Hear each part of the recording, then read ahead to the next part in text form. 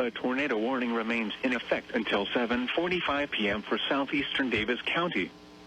At 7:23 p.m., a severe thunderstorm capable of producing a tornado was located near Pulaski, or 11 miles east of Bloomfield, moving southeast at 35 miles per hour. Expected hazards include tornado and quarter-size hail.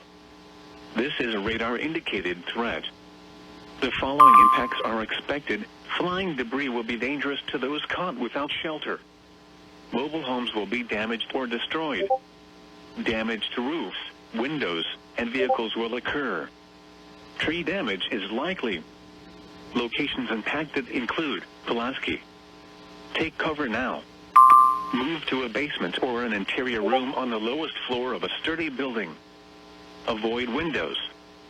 If you are outdoors, in a mobile home, or in a vehicle, move to the closest substantial shelter and protect yourself from flying debris.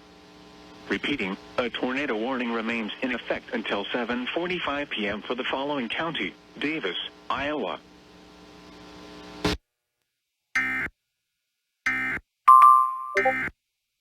This is the life of Christ.